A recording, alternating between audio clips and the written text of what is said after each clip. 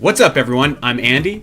And I'm Gooey, and we're here to tell you about our new Patreon series over at patreon.com/spnet. Ever wish you could experience your favorite Metroid games again for the first time? Well, we have the next best thing. My pal Gooey is playing Metroid for the first time, and we're podcasting about the experience. Join me as I start off with Nestroid, making my own maps and exploring Zebes for the first time. I'm going through the highs and the lows of the Metroid series, playing the games for the first time, and you get to decide what games we tackle next. That's right. Patrons can ask questions to Goo and myself and then get in on what we play next. Will you choose Mercy and select Super Metroid or Metroid Prime? Or will you choose violence and make Goo see that Ridley scene from Metroid Other M? It's all up to you. Come live vicariously through me as I embark on my Metroid journey in Gooey Plays Metroid. Available only on patreon.com/spnet. See you next mission.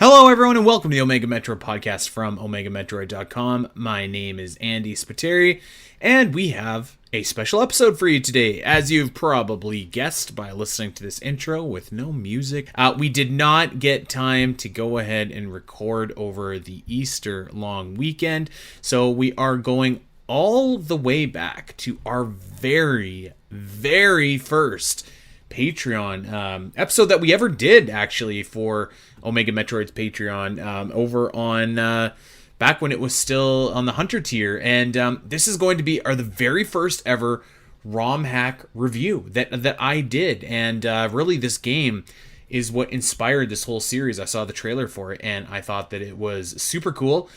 Super duper cool, you might even say, because we are talking about Super Duper Metroid, which is a crazy Super Metroid ROM hack made by Metaquarius and Daltone, and it reimagines Super Metroid with quite the emphasis on exploration and skill. So we're reaching into the vault to go ahead and release that for everybody to enjoy. So please let us know what you think. Give this game a try. We hope that everybody had a fantastic long weekend, and we'll see you back here next week. Take care. Bye.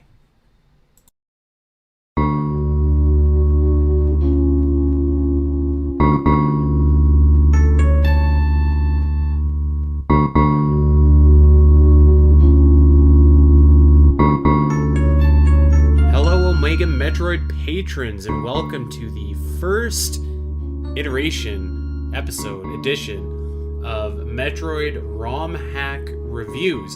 So if you didn't know, this is going to be a solo podcast that I will be producing monthly, and as the name implies, we are going to be focusing on one Metroid ROM hack per month. And we're starting off with something that had caught my eye. I saw a trailer for it, I don't know, maybe a month or two ago, and it just looked absolutely awesome, and that is Super Duper Metroid. And I've never played any Metroid ROM hacks before, so I wasn't really sure to expect. I have played AM2R, but I guess maybe I don't think that's considered a ROM hack, since that was essentially built from the ground up.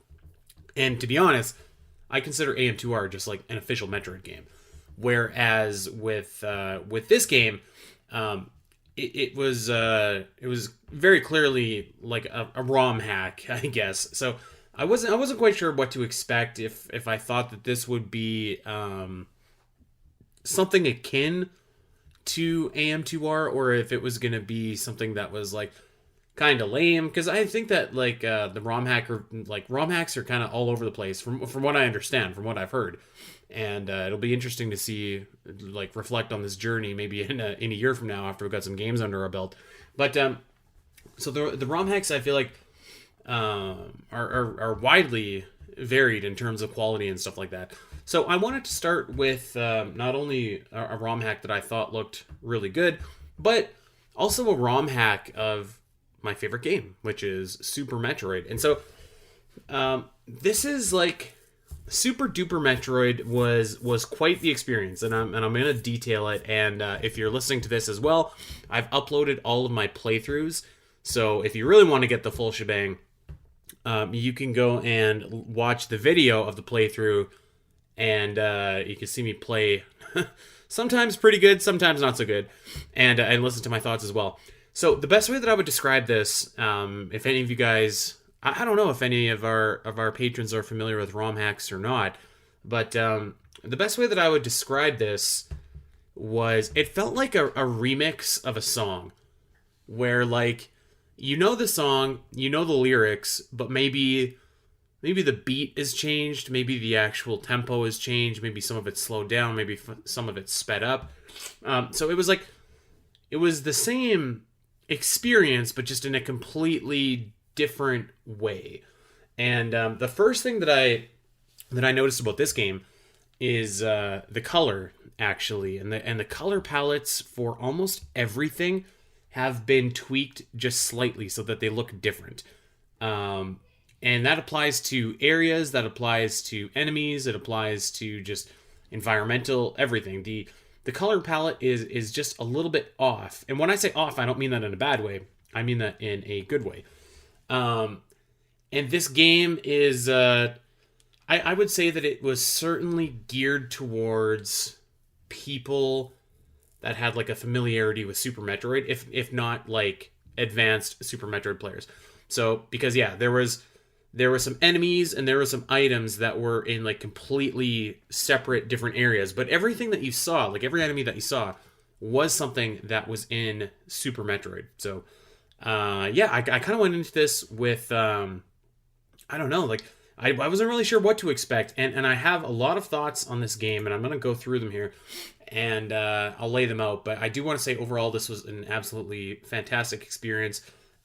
If you are interested in playing this game, I'm not gonna link it, just I don't know, just in case like the Nintendo police or sniper rifling with people with that. But it is available on MetroidConstruction.com. You could just very easily Google Super Duper Metroid and you could download it. You will need a Super Metroid ROM and you will need an emulator. You can get that in whatever way that you choose to get that.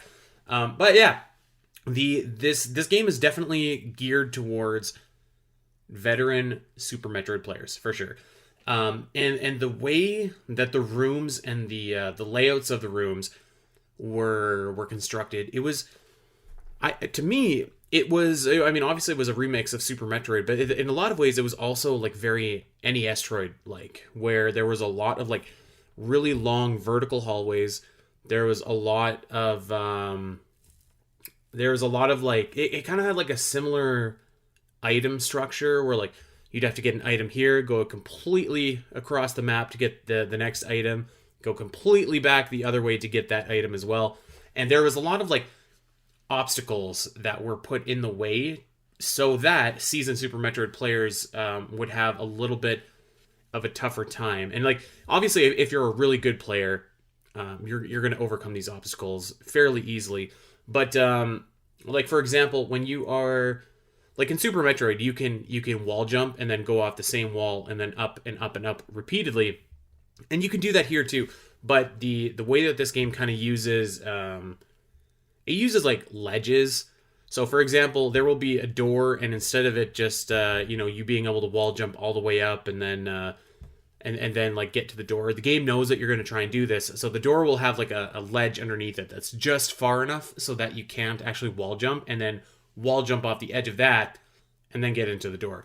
And there's a lot of like different things like that in this game, like similar kind of obstacles to prevent people from sequence breaking. Gates are used a lot in this game, whereas like I think in Super Metroid they were used fairly sparingly, and I feel like there was definitely a lot of different gates in this game too that would kind of block progression. So it was definitely built in mind to kind of slow down some of the players that obviously are very good at Super Metroid.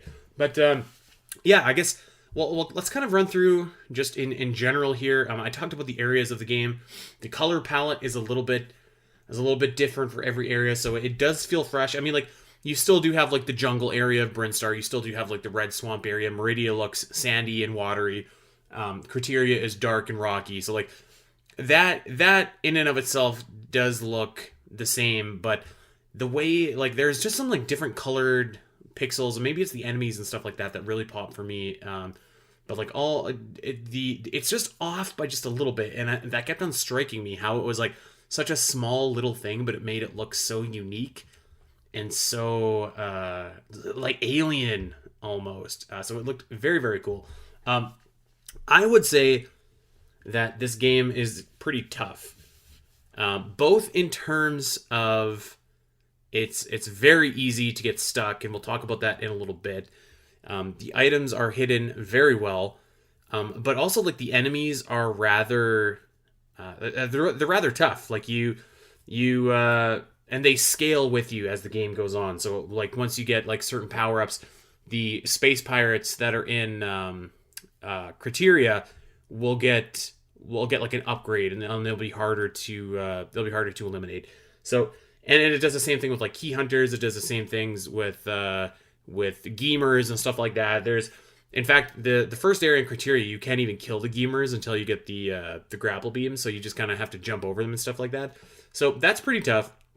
The game also doesn't use energy tanks in the similar way as other Metroid games. When you get an energy tank in this game, you only get half, so you only get 50 health. So that's another thing that makes this game a little bit tough as well. And then, so it's tough from an enemy standpoint. It's tough from an items are hard standpoint. And I would say that it's pretty tough from a navigation standpoint as well. Because like I was saying, the game does kind of have some areas where it's just like, all right, we're not going to let you wall jump up the wall. We know what you're up to.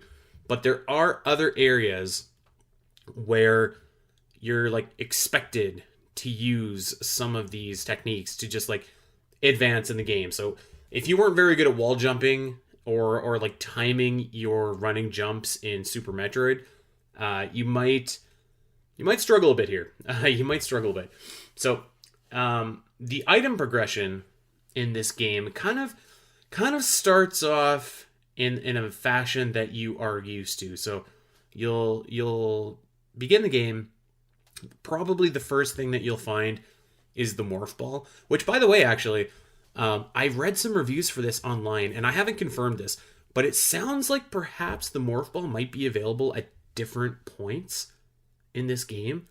I don't know if that's true, because my experience is that everything was kind of laid out pretty well on the map. But I did hear that, and there is like a secret little Easter egg in this game. It's like that fallen soldier right before you go fight Kraid. He's the one that's in Brinstar. He's got all the like little bugs around him. So that guy is in a room in like lower Norfair, and he says something like, "Don't go to Torian without the morph ball." So, hey, thanks for the advice. But so, anyways, back to the point. The item progression kind of starts off the way that you would imagine at the beginning. You get the morph ball, you get the missiles, you get the bombs, and then I got the high jump boots, which were very, very high jump boots. But it kind of starts to deviate a little bit after that, where you get like the X-ray scope, for example, very early, which is fantastic and a godsend. And then you get the charge beam very, very late. And a lot of the bosses drop different items than what they do in the game. So, for example, Kraid will give you an energy tank, and at that point of the game, you very much need either the Varia or the gravity suit. So it's just like, Ridley will give you the screw attack. Golden Chorizo will give you the Varia suit, which is like you're fighting him in the lower depths of Norfair at that point of the game. So it's very much a needed upgrade. Botwoon will give you the gravity suit, and Fantoon will give you power bombs. Now, there are some bosses that do give you the same item, so you still get the space jump from Dragon, and you still get the bombs from the first Chorizo. But generally speaking, the items are a little bit mixed up after that. So once you kind of get acclimated and you have your basics like the morph ball, missiles, and bombs, the items start to get a little bit more out of sequence. Let's just say. So you can get the speed booster a little bit later than I think you would. I actually didn't get the ice beam was the very last item that I got, and the plasma beam was the item that I got right before that. So I had the spazer beam pretty much the whole game.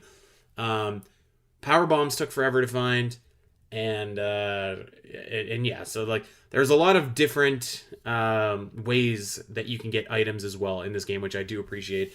So you can go, and if you, like I was kind of talking about earlier, like if you can pull off some of those advanced Super Metroid techniques, I know that you can get the super missiles early. I'm assuming that you can probably get a lot of the other items early, but it was my first playthrough. I was kind of testing it out a little bit, feeling it out a little bit.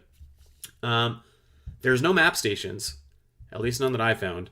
So navigating can be a little bit tricky at times. And I dare say maybe a little bit frustrating at times as well. Because this, I would say that this is actually the biggest issue of the game, which is the pacing and progression. And what I mean by that is, like, it reminded me of playing Super Metroid for the first time, but like not in a good way. And maybe that's because, like, I like to think that I'm a pretty good Super Metroid player, and I was frustrated. I was just like, where the hell do I go?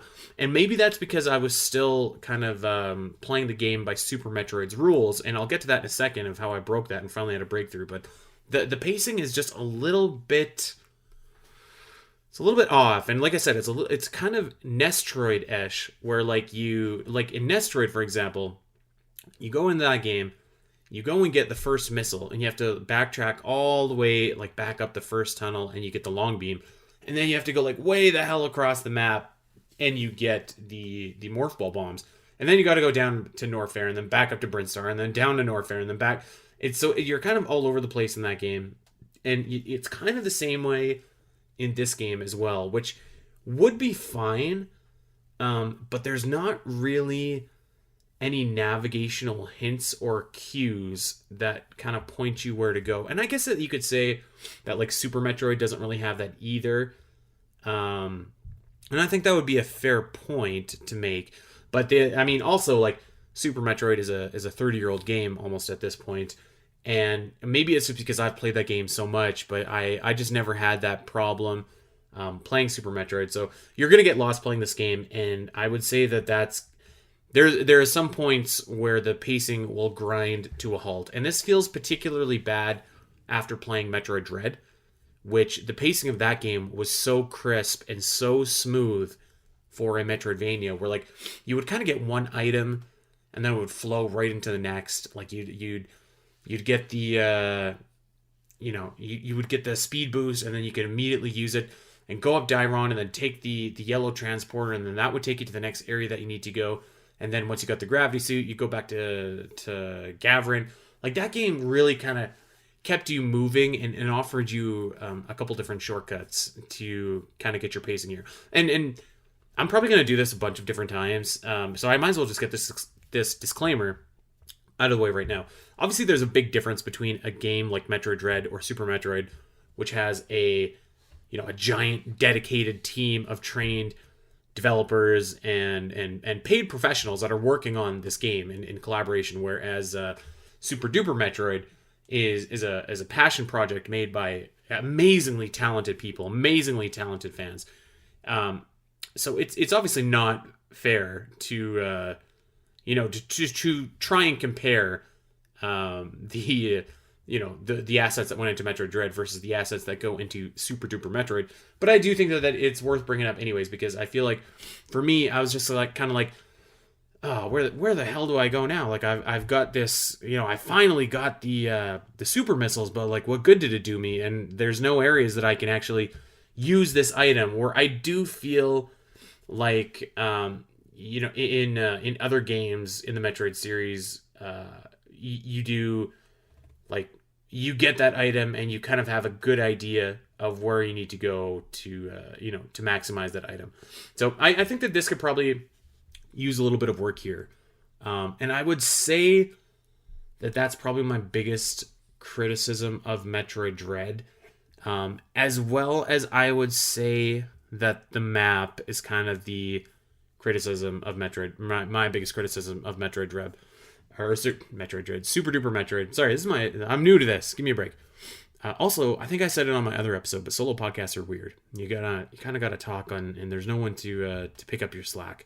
But yeah, so that's probably the pacing and progression is probably my biggest criticism of Super Duper Metroid, but it is not helped by the map. And the way that the map is presented is kind of frustrating. First of all, if you're a completionist like I am, and you want to go for all the different items, the way that the items are listed on the map, everything is just a dot, which is kind of frustrating because, like, you know, from Metroid Fusion on, we would have the circles indicating that there's a hidden item somewhere in this grid, or in this tile on the grid. And whereas in Super Metroid, or Super Duper Metroid rather, you just have a dot, and it's like, all right, like, did I get this expansion? Did I not get this expansion? I mean, as we know, a lot of Metroid's secret sauce is kind of seeing something and realizing that you can't get it right away, and then marking it and coming back later to get it. So it's a little bit tougher with Super Duper Metroid because it doesn't follow that kind of progression that the Metroid series made after Super Metroid. And the map. My other criticism about the map as well is it follows Super Metroid's path in that you can only see the map for the area that you're in. Now, I will give Super Metroid a pass because that's a 30-year-old game, but Super Duper Metroid, I mean, like, I think that would have been pretty easy to implement, like a world map, so you can easily switch between seeing Meridia or Norfair or the wreck ship or whatever. And the fact that you have to go, like, if I'm in Meridia and I want to see, you know, the map for the wreck ship, and I have to trek my ass all the way across the map to do that, I feel like it's a missed opportunity and just a little bit of a letdown. And like I said, like, I don't think it's fair to compare a fan-made game, to a studio production made by Nintendo, one of the best, if not the best, video game developers in the world. But I think at the same time, like, the map of Super Duper Metroid does add in some quality of life improvements. Like, you can look at a map and you can see, like, the items that are in the area. So you can see, like, okay, I have 3 of the 4 super missile expansions, or there's another reserve tank in here or something. And I feel like if you can do that, it would have been probably easy enough to, like, switch between, Criteria, Wreck Ship, Norfair, Brinstar, Meridia. I feel like that probably could have and should have been implemented, and it would have made navigating a lot easier. Because I think that in general, navigation is the biggest flaw of this game. Even though movement itself, I would say, is very crisp and feels very nice, but just navigating, the pacing and progression, the way that you have to use your items is, it's a little bit. It's a little bit frustrating, and maybe that's just because like I said, like, I'm a good Super Metroid player, or at least I like to think I am, and I was just like, I feel like I should be progressing. I feel like I should be progressing, but I'm grinding, and I'm back here, I'm back there, I'm going nowhere, and so I was just like, all right, like, let's get the ship on the road here. But my other thing too is that I think that I was, like I said, I was still playing by the rules of Super Metroid, and so when I kind of started to deviate a little bit from that is when this game really kind of kicked into gear for me. And so the point, I had a breakthrough when I was stuck, couldn't figure out where the hell to go. I had the missiles, I had super missiles, I did not have power bombs, I did not have the speed boost, I didn't have the space jump, I didn't have the ice beam, I didn't have like any of the good stuff that you really need to kind of peel back the layers of Zebes and really explore the nitty bitty grits. And one thing that I did not have is the Varia suit. And actually, funny enough, I had gotten the gravity suit before I got the Varia suit, and so I was just like, well, what the hell's going on? Like, I can go into this red acid in Norfair, but I can't go into these heated areas. And eventually my breakthrough was like, you know what? I'm just going in these heated areas, like, whatever. If I die, I die. I want to explore some other places. Maybe I can get something that I shouldn't be able to get. And I think that that's actually the way that the game intended you to play. So I went into Lower Norfair. I ran around as fast as I could, and I had the gravity suit, so the damage I was taking lowered by a little bit from the heat. But eventually I found the speed boost, and it was way, way, way down. Kind of think like on the regular Super Metroid map where the statue of Ridley is that has all of the Zenos poking out, and you can go and get an energy tank below one. So kind of in that area of the Norfair map, I finally got the speed boost, and I was like, oh my god, yes. And so I finally was able to get to the wreck ship. I finally was able to get power bombs. I finally was able to get the space jump, and from there, then things really kind of started falling into place, and I was having a lot more fun, just free flowing around the map, if you will. So I don't know if I was intended to do that or not. I do know that facing Golden Chorizo was so the bosses for me were in a similar sequence to how they played out in Super Metroid 2. So you had the Chorizo first, and then Crocomire, and then Kraid. Botwoon was a little bit earlier, but so I do know, and my point is to make that. So when I got to Golden Chorizo, he's the second last boss of the game, or actually, I guess the third last boss of the game. So at the point that you face him in Super Metroid, you're getting the screw attack, which is basically your final upgrade. So the point that I was facing him in Super Duper Metroid, I was getting the Various suit. So it was like one of my very last upgrades that I absolutely needed. So I do think that the game intended for you to just brave the elements, and maybe that's why you get the gravity suit early. Maybe I don't know if there could have been something that maybe gave you a heads up for that, because I don't know. I probably wasted an hour and a half, maybe almost 2 hours, just kind of thinking that, like, all right, there's got to be something I'm missing. The Very suit has to be somewhere. So maybe it could have made that a little bit more clear, maybe not. Either way, once I got to that point, it was free flowing, and it was awesome. So that was my breakthrough. That's my biggest criticism of this game. So if you're going to play this game, get ready for that. The map is a little bit frustrating. You will get a little bit lost.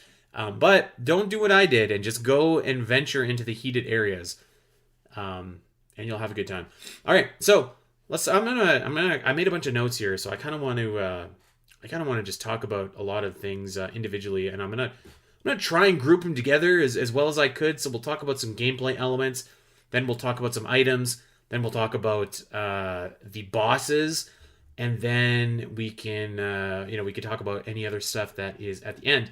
But so in the trailer for Super Duper Metroid, one of the things that kind of sold me was there was this sequence where you're in Samus's ship, and it's like you're playing Star Fox, like you're shooting asteroids, you're barreling towards ZDR. It looked really cool, and it actually was really cool. But this was like a mini game at best, so you only play it for about, I don't know, 20 seconds, maybe at the beginning of the game. And there's no real, there's no real consequence if you don't hit any asteroids. You basically, it's almost like when you've beaten Super Smash Bros. Melee and you're just like shooting the credits. Like, you can do it and it's fun, but you also don't really have to. And so that was kind of the space shooting game here. I thought that it might come back at the end, as maybe Samus is trying to escape Zebes, as like the planet was blowing up, or maybe you'd have to shoot some debris. But it didn't. But it was fun for while it lasted. So it was kind of a cool little gimmick. And just even seeing that, I was just like, oh man, I wish that'd be so cool just to see in like an actual Metroid game. And like, why is Super Duper Metroid like the first Metroid game I can think of where you're controlling like Samus's ship, not in the way that Corruption did it, but like you're actually in that ship and you're shooting stuff. And I was like, this is awesome. And obviously I'm not the only one that feels like that should be a no-brainer for the next Metroid game. But yeah, it was cool, but it didn't really last long enough, which is too bad. Definitely a couple differences once you get to the actual planet and start your game. So first of all, you basically completely skip the Ceres space station parts, and in fact, you essentially skip the entire story of this game. There's no baby Metroid parts at all. Not in the final boss fight, not in Torian, nothing like that. So it's really just like action. And with a game like this, that's probably geared towards like advanced Super Metroid players who probably don't want to deal with that. That's probably fine. But I kind of miss my buddy, the little baby Metroid, aka the Super Metroid. So it was a little bit It was too bad, but that was okay. I had written down a note, and I was like, I kind of miss the item jingle, like the do do do do when you get something, because the default to this game is like you get it, it pops up, and it's like you've got a missile expansion, and it kind of goes away. And obviously, this is put in place for with speedrunners in mind. And then I realized that you can actually go to your option screen, and there is like a ton of different options here. So there was the option to turn the item jingle on, turn the item jingle off. There's like a ton of like just options for like VFX options for like beams and stuff like that. You can see the particles of the beams. You can see like all these different things for the beams and the way that they are presented. There is this one is really cool actually. You can change the speed of the morph ball bombs. So you can change them to like a regular cadence when they go off, or you can set it to like fast morph ball bombs. And basically what that means is like you can cheese the morph ball jump.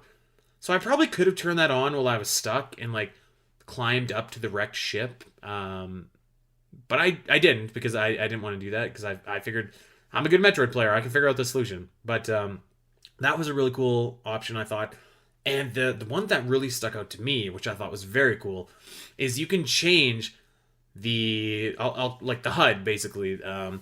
Although it's not really much of a HUD, but like the way that you see the items at the top of the screen, like your missiles and your energy tanks and stuff like that. So there's a ton of different options. There's like the Super Duper Metroid option, which I basically just ran with the whole time. But there's like the classic Super Metroid option. There is the Nestroid option. There's a speedrunner option where you can see like your button inputs and stuff like that. There's a Metroid Prime version, which looks really cool. It's just like little stuff like that. I thought was very fun. So I turned my item jingle back on, and then I realized why it was turned off, because eventually I was just like, I just want to play. So yeah, there was lots of different options, and lots of like really cool attention to detail stuff that was put in there. No option to change your map though. I will say that. I was looking through, and I was like, maybe there is a map option that gives us like a classic map and like a zero mission-esque map that has the circles instead of the dots, but that was not there. But yeah, that was very cool. A few quick things to note here is that the save stations both refill health and are just like part of the room. That was another option, by the way, that you could have in the options, is to have save stations either just like auto refill your health or auto save or whatever like that as soon as you walked into them, without actually having to like click save, which was, I mean, as easy and as lame as that sounds, like it was like, this is fantastic. Why was this not in place 30 years ago? So that was great. There's a lot of little things in the options that are just like so nice to have in there, that you wouldn't think of, but that can really kind of improve your experience, improve the flow of the game. But the other thing about save stations in this game is actually they're kind of like the save stations in Samus Returns, where like those save stations don't have a designated room. They're just like part of the room.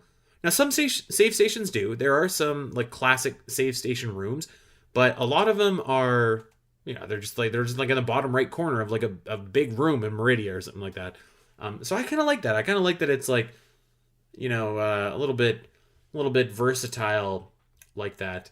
So yeah, like I mentioned earlier, energy tanks only refill 50 of your health, which is a nice little challenge. The high jump boots in this game, holy crap, do they jump high? These things jump like ridiculously high, and I think I know the reason why, and that's because the game encourages you to explore Meridia for a while before you actually get the gravity suit. If you thought that you got the gravity suit too late in Metroid Dread, you're probably going to feel the same thing in Super Duper Metroid, because you get the gravity suit a little bit later, and you get it in Meridia. So you're going to have to go through and, wade through the water before you can get that. But because of these like really high jumping high boots, moving through water wasn't really that bad, actually. And maybe it's because I in general don't mind the moving through water without the gravity suit. I think it's kind of like it's like a different puzzle almost into itself, like trying to maneuver Samus the right way, doing a lot of the wall jumps and stuff like that and perfecting your jumps. But you're going to be moving through water a lot, and the high jump boots I felt like really made that really made that a lot easier. A couple other item notes here. The space jump feels way easier. This feels like the Metroid Dread or the Metroid Fusion space jump, where it's like you can very clearly just click jump, jump, jump, and Samus will jump with the space jump. Whereas like Super Metroid space jump, I feel like can be a bit finicky at times, where like you can click jump, but sometimes you might just fall, and like sometimes you have to do like that little circular motion, like the little pigtail or whatever, to go up and get your jump the way that you want it to. So it was nice to kind of see that the space jump was fixed in this game. One thing that was rocking in Super Duper Metroid was the speed booster. Now, I actually kind of anticipated that based on the trailer that I watched, that there might be some more like speed boosting puzzles, and I'll talk about that in a little bit. But the way that the speed booster moves in this game is awesome. It's very Metroid Dread-esque, and actually I don't know if this came out. I think this came out just after Metroid Dread, if not just before. But I think that clearly maybe the developers of Super Duper Metroid had an eye on what Metroid Dread's speed boost was doing, because there was a lot of similarities. And the biggest one is that the way that you can maintain momentum with the speed boost. So you can charge up your speed boost, and you can just first of all, you can just go. You can choose to hold dash if you want, but if you just start running long enough, you will start to speed boost. And there's an option as well to have the short charge on, which is very, very cool. But yeah, so you can start running, and then if you jump, it will carry your speed boost, and then you can space jump with that and kind of space jump into infinity, and you'll still be charged with the shine spark. So that's a pretty cool technique if you're let's say that you want to speed boost and then jump, and then like you're kind of floating around with your space jump, and you can take out like a bunch of really high powered space pirates that way. It's a pretty cool technique. And what else is very cool is that once you get the spring ball is hidden way the hell down in Meridia, but once you get it, you can actually speed boost in morph ball form. So you can be a morph ball and start moving, and it'll automatically go in morph ball. It was very cool. There's a couple different puzzles and stuff like that are involved in the game, where like gates are kind of coming down in a morph ball tunnel, and like you could use your morph ball to just plow right through them, and it's speed boosting. Very cool stuff. And again, kind of one of those things I was like, this is awesome. Like this should be in a Metroid game. This is very cool. So yeah, the items I thought were very good. The X-ray scope, I mentioned that you get it earlier in the game, which was very, very useful because I was using that a lot to find where the heck I needed to go. And like I mentioned, the ice beam was the last item that I got, and so I was kind of thinking to myself too, because items are kind of pitter-pattered all over this game, and I didn't have it going into Torian, and I was pretty sure that I had explored everywhere. So I was like, all right, maybe I need to go into Torian. Maybe I need to just avoid the Metroids, or like maybe I can take on the Metroids without the ice beam. So I was very quickly punished for my arrogance. The Metroids just sucked the life out of me immediately in Torian. So I did go back and I found the ice beam, and that was the last upgrade that I found. But yeah, I haven't 100% of the game yet in terms of items, but I plan on going back and sweeping the board. One thing that I will say, and I kind of mentioned it earlier too, just based on the trailer, I was expecting some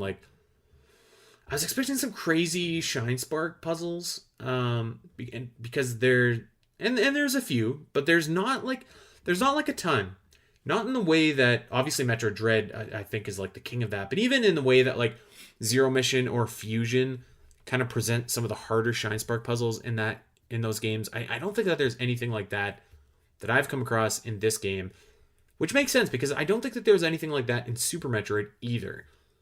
There were some expansions that you did need to have like pretty specific shine sparks for, like the one in the first room in Meridia comes to mind, where you have to shine spark all the way up and get that one missile expansion. But I think, like, generally speaking, for Super Metroid, that game like requires the way that you find expansions in Super Metroid is more about like knowledge, so like knowledge of the map and knowledge of how to use your abilities, versus like I think like Dread and Zero Mission and Fusion are more about like skill, like you obviously know how to use your shine spark in that game, but like, are you skilled enough to use it in the right way to get these expansions? So I think that Super Duper Metroid kind of follows Super Metroid's path, and that it really makes you, it rewards you for knowledge. So if you are just like, okay, I know that there's probably something up there, I just don't know how to get it. But if I use my skills this way, I might have a chance of getting it. It rewards you for that. And it also rewards you too for speaking the Metroid language. And if you're going to 100% this game, you absolutely have to speak the Metroid language. And even to get the amount of items that I got, you have to speak that language. And what I mean by that is like, like when you're playing Metroid and you just see something, you're like, this hallway's too long for there not to be something here. Or like, this is a suspicious looking, like, I feel like the reward at the end of this long hallway wasn't good enough, and maybe I should x-ray scope it and see if there's a hidden tunnel or something like that. Kind of like when you're playing like a Zelda game and you're just like, this wall looks sus, I bet you it can be bombed, or something like that. That's kind of what I mean by you have to speak the Metroid language. And you absolutely have to speak that language, I think, both in Super Metroid and in Super Duper Metroid. So Metroid Dread, like I said, I think that's more about skill, the way that you use the items that you have, where Super Metroid, I think, is about like knowledge, about knowing how and when to use your items. I'm not sure if any of that made sense, but that's the way I feel, and that was the way I was trying to articulate this. So before we move on to talk about bosses, I want to talk about music really quick. So there weren't any like new music tracks added, which was too bad. But I mean, I totally get it, right? Like, I totally get it. But like I said at the very top, I wasn't sure really what to expect with like a ROM hack, so I didn't know if like that was a thing. Like, people made new music tracks, but I remember playing AM2R, which I like. I mean, Jesus, that game has like one of the best soundtracks of the series, and it's not even an official Metroid game. So I was kind of like, oh, that'd be badass if there was like a remix of Green Brinstar or Meridia. And there's not, but also I'm not going to complain about hearing the Super Metroid soundtrack. One other thing that I absolutely popped off for is all the animal buddies are here, and they're doing their thing, and they're looking good. So the Edacoons are here, the Decora's here, he's running, he's jumping. The Turtle Mama is in Meridia, and she looks good, and actually her area is somewhere that you need to go to progress. So it helped to pay her a visit. I have not found Shack Tool yet, but I have to imagine that my man is somewhere on the map. Like I said, I haven't 100% of the game yet, but pretty much everything else from Super Metroid is here. So Shack Tool's got to be hiding around somewhere. I mean, I'm assuming he's got to be in Meridia, but maybe he's not. I don't know. But yeah, let's talk about these bosses here for a second. I was kind of embarrassed to admit this, but I was playing this game, and I got to the Chozo statue that had the bombs, and I was like completely caught off guard that a Chorizo came up and started fighting me when I was getting my Morph Ball bombs. Even though I played Super Metroid a million times, I was just like, oh, this is it's a ROM hack. He's not gonna get up. It's just a Chozo statue. And by the way, there's Chozo statues everywhere in this game. They look kind of cool. They're just built into the background, like there'll be some on save stations. There's like some that are backwards and upside down. But yeah, Chorizo was there. I would say that for the most part, the boss fights were mostly the same, but with a few differences. Spore Spawn is a bit different. The fight in and of itself is the same, but what's different is that the room has changed, so you can't hide in the corner. In the Sports Spawn boss fight in Super Metroid, you can hide in that one corner and like he can, he'll just bob around and do his thing, but he won't actually hit you. Whereas in Super Duper Metroid, there's no safe spot, so like you kind of got to be moving around, or else he's gonna bonk you. The Crocomire fight was the same, but my boy was green, which I don't know, I loved. I thought that was so good. I thought that you might fight a skeleton or something like that, but no, it's the same thing. Poor guy just is boiled alive.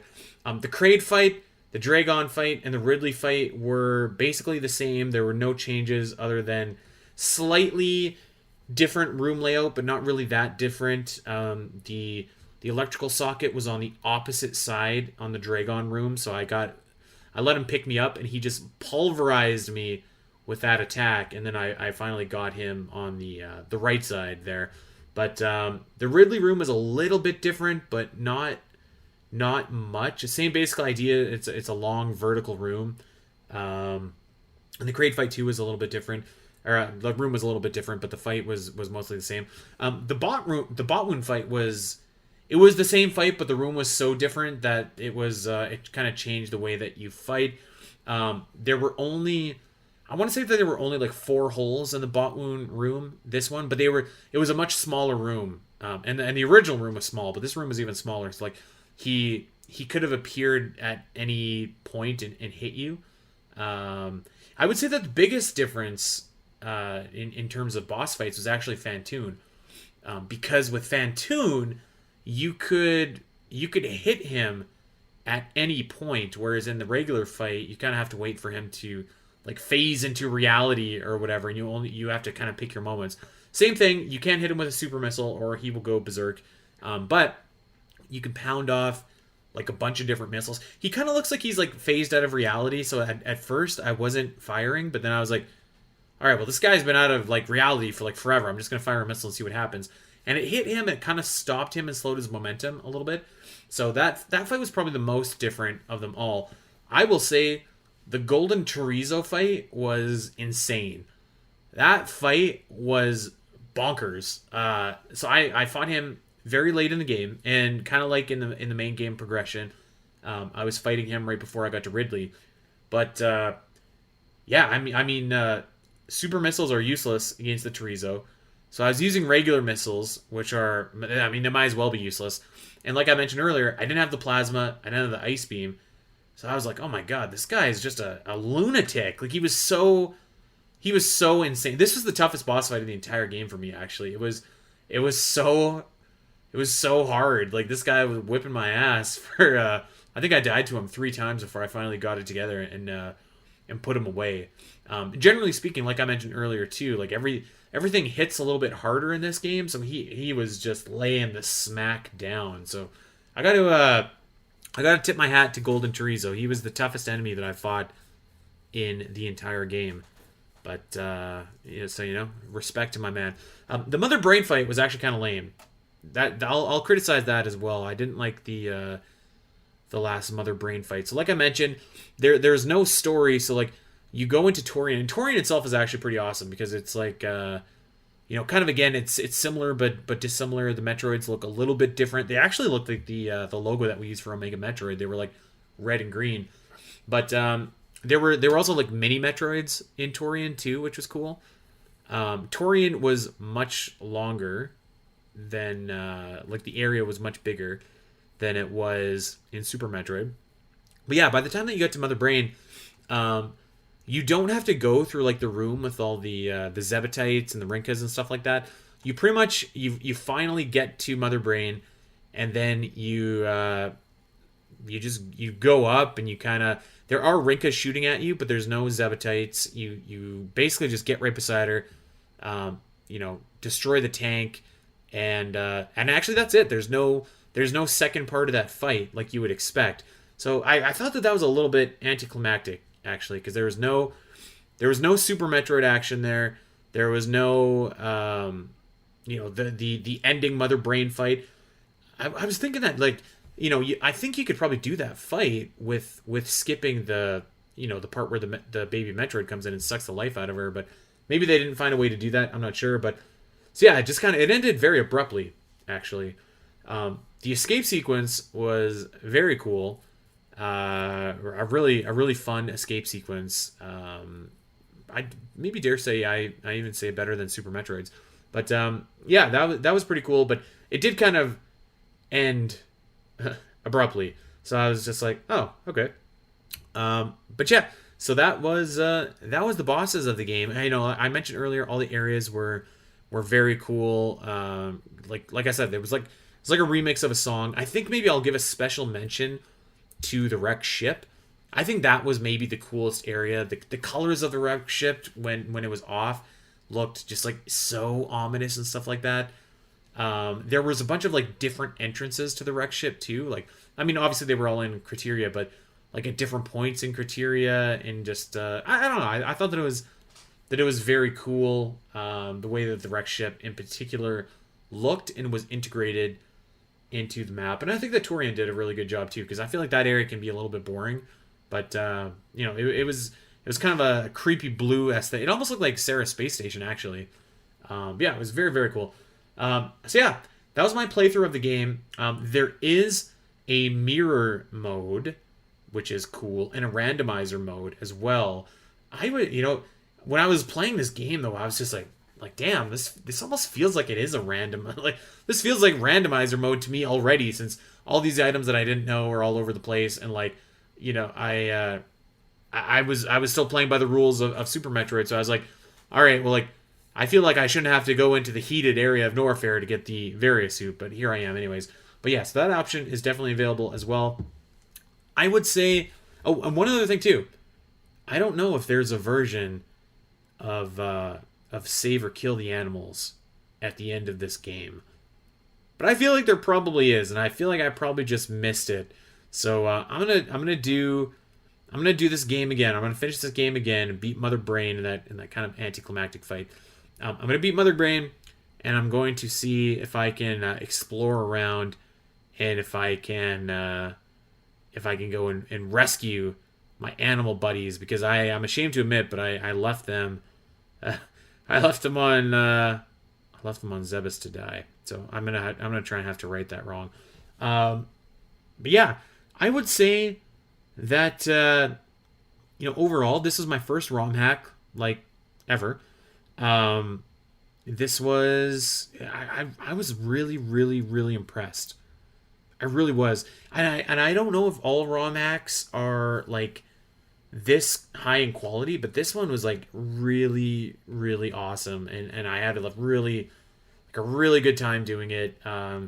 It was a bit frustrating at times because of the lack of flow, but I do wonder how much of that was kind of me adjusting to the rules of this game, and maybe realizing that the rules of this ROM hack were not quite the same as what they would be playing a regular official Metroid game. So yeah, I think that if you can play it, you should absolutely go out of your way to play it.